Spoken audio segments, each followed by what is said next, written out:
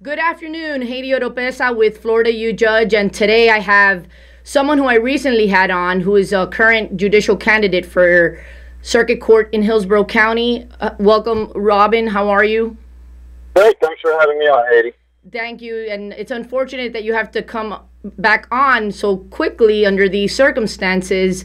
I learned early this week, somebody sent me some information that your opponent released some information to the media regarding a very, very old, or about 38 years ago, an allegation that you were terminated when you were working as a substitute teacher in Hillsborough County because it was reported to the school, an investigation that doesn't appear to have been conducted, but that it was reported that some children or some kids in your classroom had been watching a porno flick, and that the allegation was that, based on the report that was given, that you didn't do anything about it. You have a different version. Before I allow you to speak to the voters, the viewers.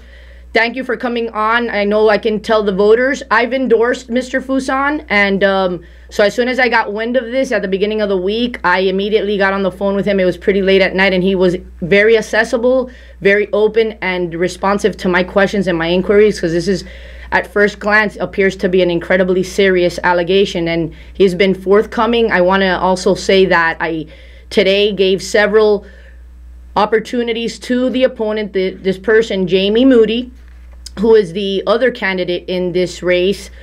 I gave him the opportunity to come on, and it does not appear to me, based on his responses, if he, after this segment, he wishes to contact me and be open to also being vetted and questioned regarding this, then I'll immediately publish that segment. But it doesn't appear that he wants to come on to be questioned about this issue that his campaign raised. So let's start this allegation. I have the letter, and I'm going to link to it on the blog post when I publish this segment. This allegedly occurred in 1980.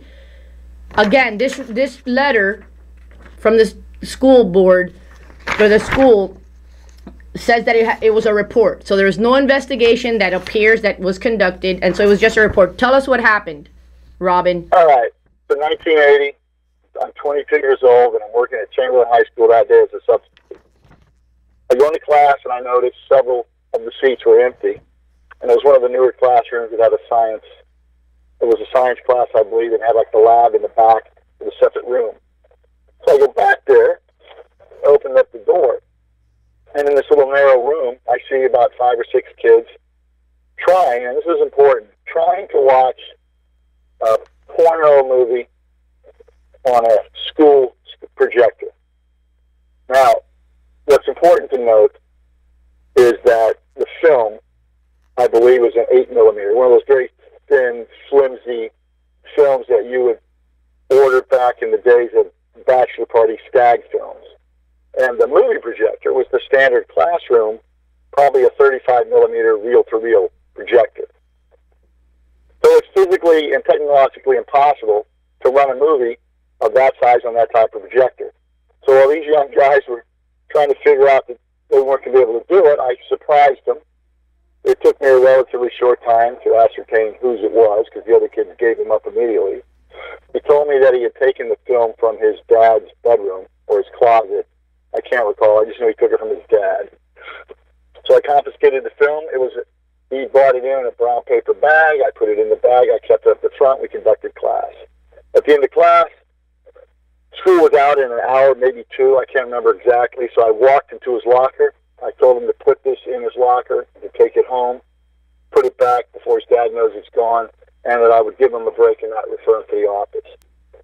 And he was, don't do it again type of thing. I didn't feel it was necessary to mess this kid's life up, since he was unable to show the film to his classmates anyway, because he didn't have the right projector.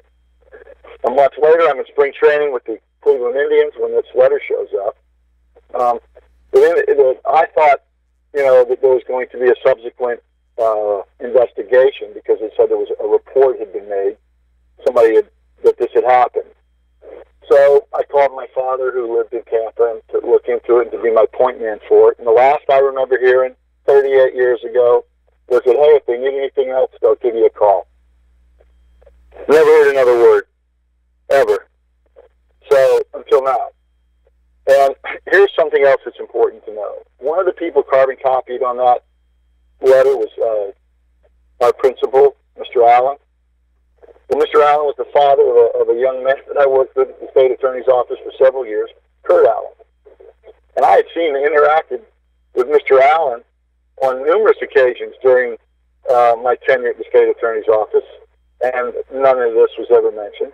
The school board hired me a lot to be, it was a volunteer position, but I had to be vetted, fingerprinted, and they had to conduct a background check on me to allow me to coach at Freedom High School, which I did, and this never came up.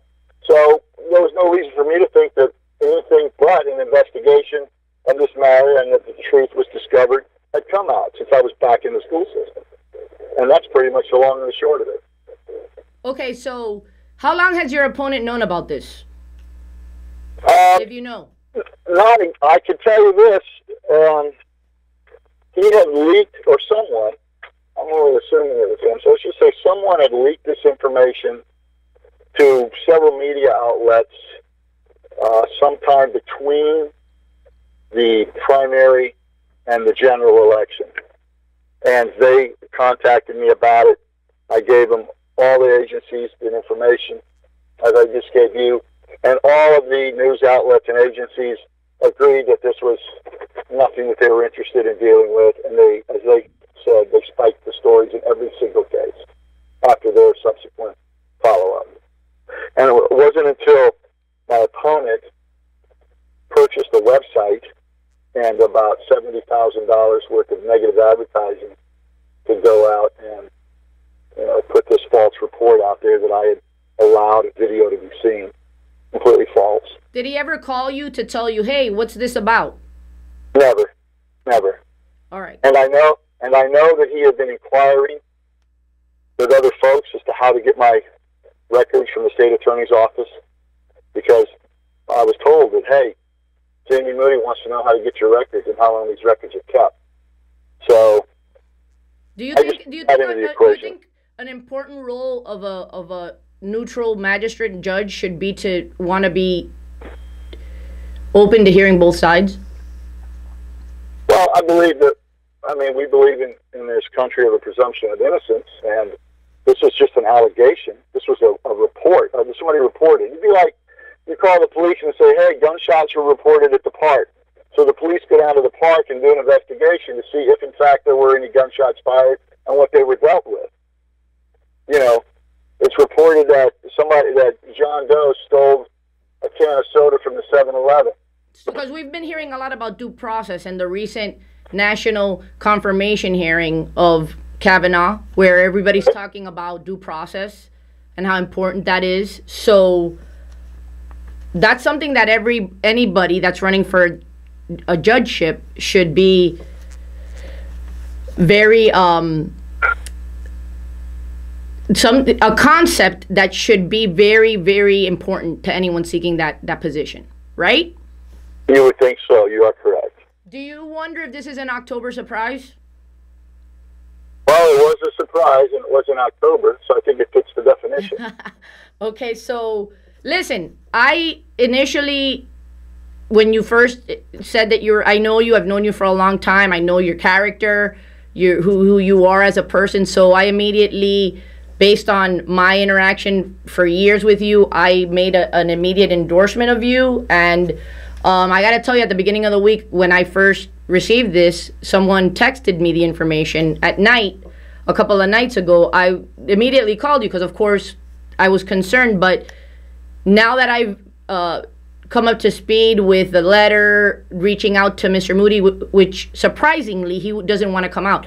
During the news report, he said that they did their due diligence in getting this information out there, presumably for the benefit of the voters so that they can properly vet you and him. And it surprises me that he doesn't want to also come on here so that I can question him. That's something that is surprising to me.